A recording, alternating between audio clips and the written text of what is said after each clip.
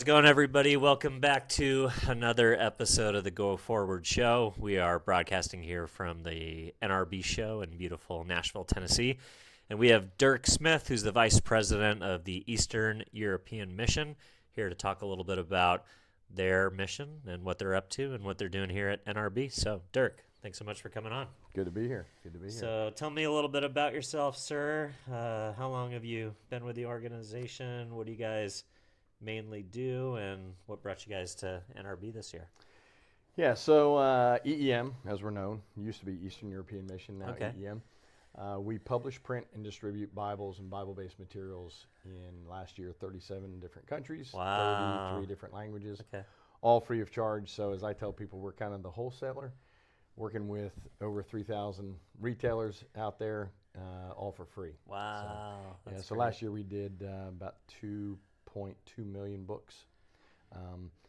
Me personally, this is my 15th year Wow. with EEM, Okay. and my background, I do not have a theology degree. Okay. No expert in biblical languages or anything like that. I've got a undergrad in math and a master's of MBA, Okay. executive MBA that I got much later Let's go. in life. Yeah. So I spent the first 11 years of my life in healthcare consulting. Okay.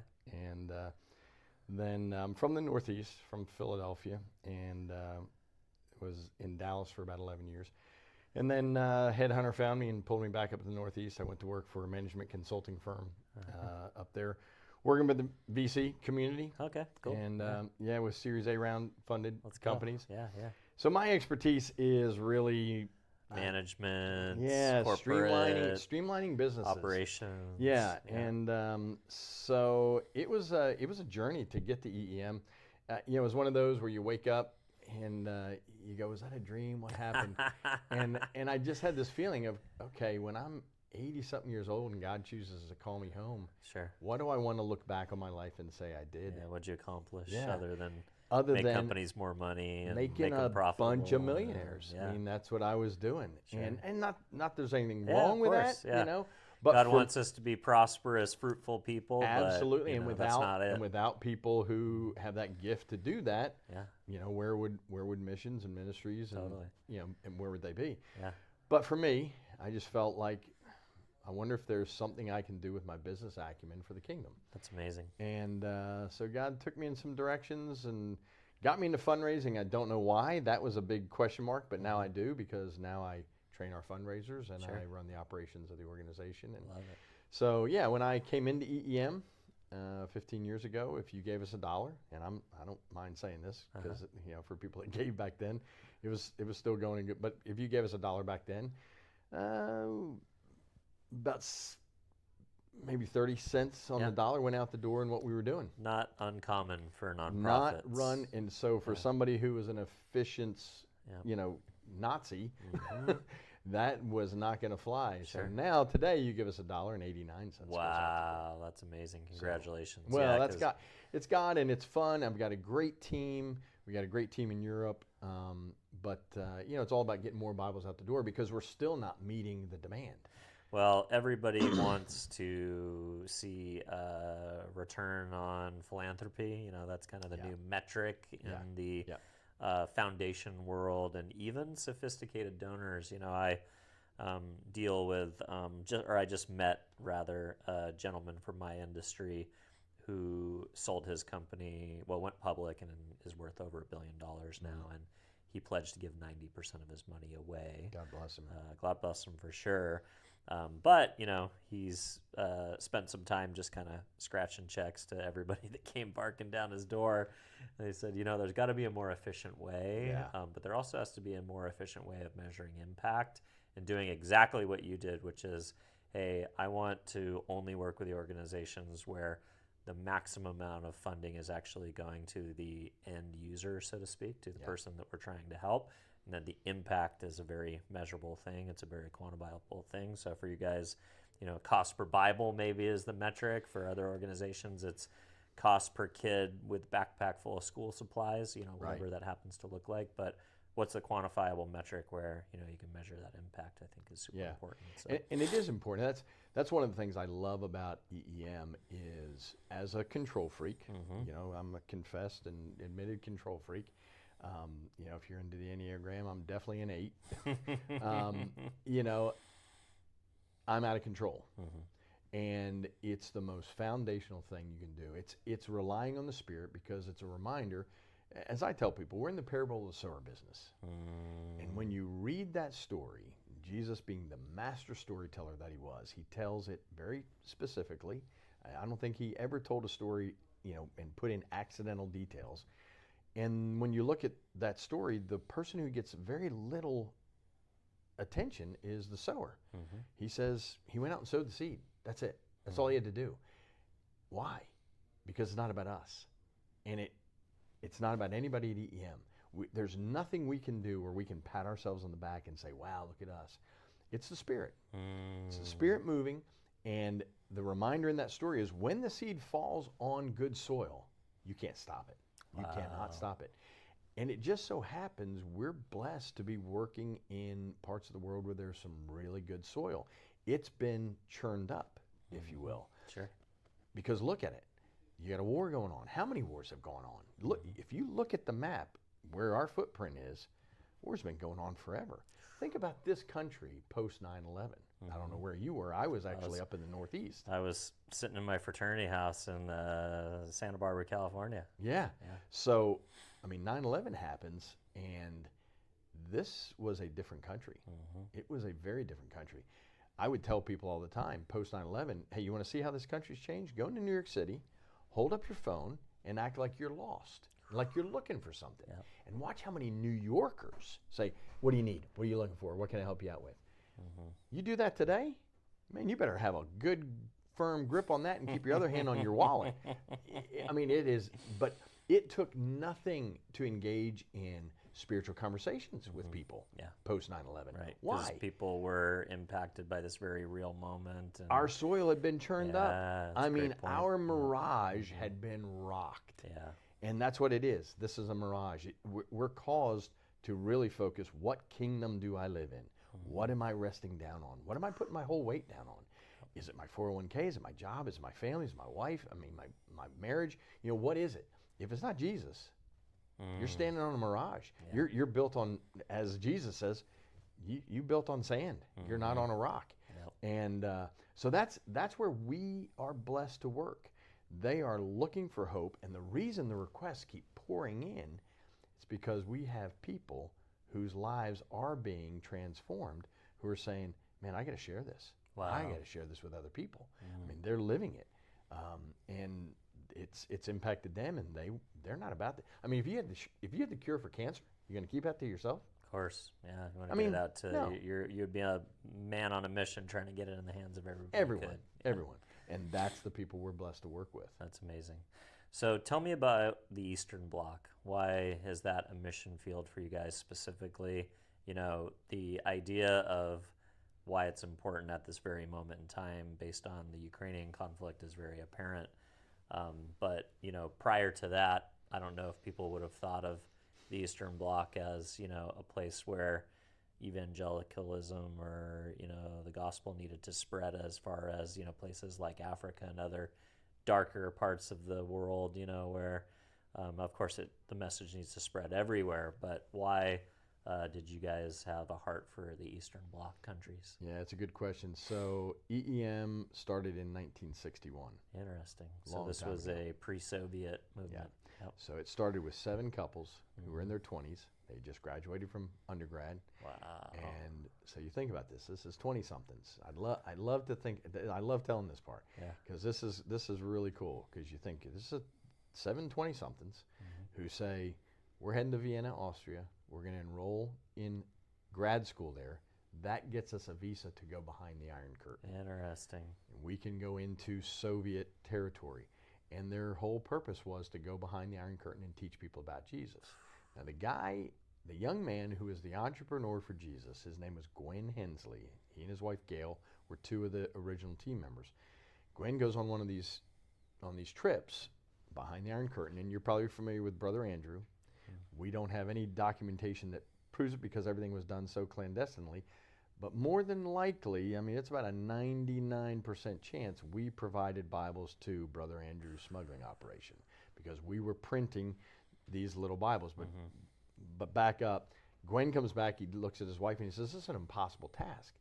We can't teach people about Jesus. They don't have Bibles in their language. How do we teach them about Jesus? So he called that his impossible dream, to come back and provide Bibles in their heart language and to get everyone a Bible in their language. So that started a printing operation in Vienna, and they started printing what we affectionately refer to as the Marlboro Bible because it was the exact size of a pack of cigarettes. That's pretty cool. Because the guards didn't care if you smuggled Bibles in. They would ask you, do you have any guns or Bibles? But if it's cigarettes, we don't care. Yeah. But we don't want Bibles coming in here. Wow. That was one of the taboos. That's crazy. So they did them the exact size of a pack of cigarettes. And we've been told a good smuggler could get 50 to 75 on their body and across a border, So the wall comes down in 89, and I'm thankful that our board at the time, there's a lot of people said, hey, you need to go to China. You need to go here. Your mission's over. Your mission's over. They've got freedom. But as we know in this country, when you get freedom requires responsibility. That it comes with that. And so we stayed put, and thankfully we did, because now those same checkpoints where we were thrilled to get 50 to 75 across, we're driving tractor truckloads. And 11 years ago, there's a number of people in Ukraine came and said, hey, we need Bibles for our public schools. We were like, tell us about that. They started teaching an elective, Christian ethics. And so we became their Bible supplier. Right before the full-scale invasion happened, we'd put Bibles in over 3/4 of the public schools in the nation of Ukraine. Wow. That spread. Now it's in Hungary. The Hungarian government, they had these small rural schools they couldn't afford to run. So they pitched it, and they put it out to a number of groups. The group that stepped up and said, we'll continue doing this was the Baptist Union. So now the Baptist Union runs 51 of their schools. Wow. And we're their supplier for Bibles into these schools. North Macedonia, we put 450,000 children's Bibles into the hands of their kids in their school. Croatia, we've done 1.75 million children's Bibles that have gone to their public schools. So it just continues to grow, and you're seeing people there who are hungry for solid ground. Yeah. Give me something that's other than this, because this other stuff is moving, and it fails. And I'm going to put my faith in this person. Well, they fail me. Give me something solid. And so it's fun. It's honestly, for the last 15 years, I haven't had a job. First time in my life. I love that. So, it's interesting. You mentioned supply and demand. You think about, in our culture, we're so blessed. Like, I've got more Bibles in my house than I could, they just come and go, It's Yep. like, oh, you sign up for a new Bible study, you visit a church, somebody passes away and you get the family Bible. I have my grandma's King James and, my Yep. wife's grandma's, Bible up on the shelf. So we probably got 10 or 15 of them around the house. The kids have ones from youth group and stuff like that. But you never think of that as something that's like a scarcity in America, right? Along with a lot of other things. I know in third world countries and even developing countries, phones are still pretty prevalent and the internet is pretty prevalent to some degree, but is there access to digital Bibles for these guys, or is the idea of just having a physical Bible? Because I like to read a physical Bible. I don't like to read on my phone. I'll get a devotional over email and sometimes read it and hit the delete button, but why is it important to get physical Bibles to these folks? Great question. Number one, it's what they're asking for. Nice. Yep. So totally. we just supply what's being asked for. But in response to that, people who might be up on the news, you might see what Sweden just did in their public schools. I don't know if you've seen this. No. All tablets, all digital devices, gone. Amazing. Back to books. Yep. They've known what we should know in our country. And that is that all of us have some, call it photographic memory, tactile learning, that retention is much greater when you have a book. Trying to remember, I don't even know my kid's phone number.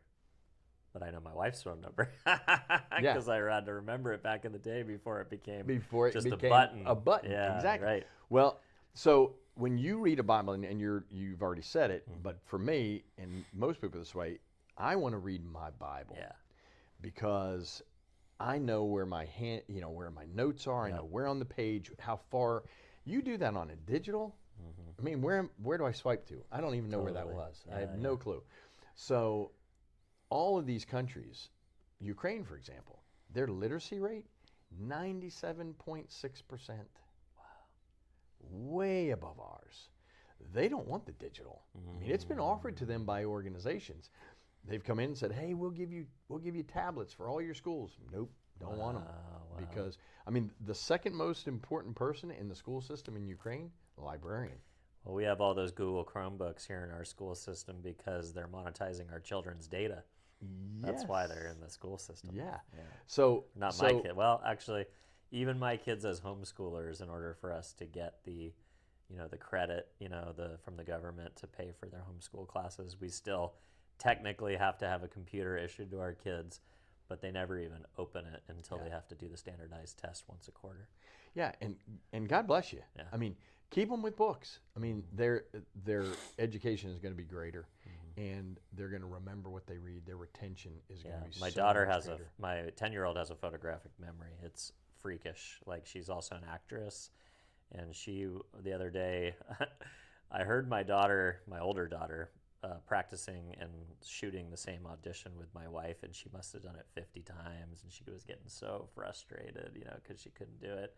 And then my daughter comes to me, she's like, "Dad, I need to shoot an audition. Will you shoot it for me real quick?" I'm like, "Yeah, no problem." Same script. They got her to read for the same part.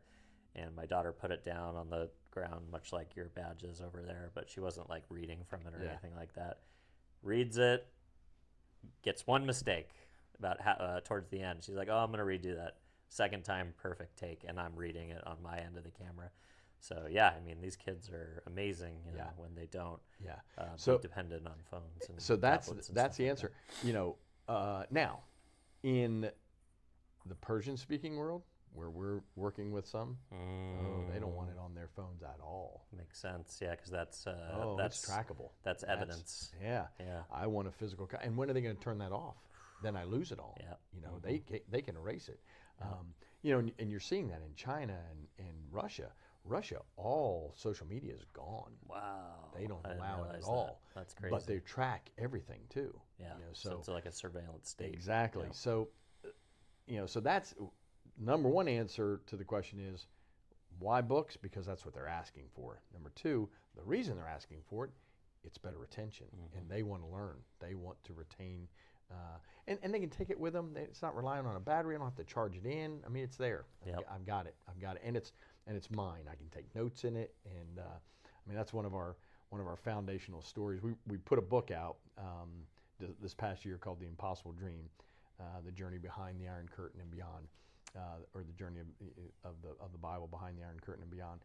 And one of our foundational stories we call it the train story, and it goes way back, and it was about a guy who on a train coming into the free land, and the guards come through, and they find his Bible. They're checking everybody's paperwork, and they find his Bible. And he was a banking official, so that put him kind of as a high-ranking official in the Communist Party. And the guard was embarrassed for him and just said, "Why do you have this book of lies? I mean, this is embarrassing for you to have this." And the train's going 60 miles an hour. It's a hot summer day, and this is like in 1969. So all the windows are down in the train, and he took his Bible and threw it out the window. Well, he meets our people, these original team members, and he's just distraught. And they find out what's going on, and they say, "Man, we can get you another Bible." He goes, "I know, but that's my Bible. It's got all my notes in it and everything." Yeah. And so they didn't see him for 2 years. 2 years later, they see him again. He's back in Vienna because he had to do banking work there. And he was back. They said he was a fun-loving guy. He was the guy that always had a dad joke to tell, And if they had dad jokes back then, but they see him and he's back to normal. And they're like, "Hey, it's great to see you, Ivan. I mean, great. I mean, how are you doing?" He said, "Oh, I wanted to tell you, I got my Bible back in the mail." They were like, "What?" He said, "Yeah, it had my address. It came back in the mail, and I just got it back, and it had this letter in it." He said, listen to this.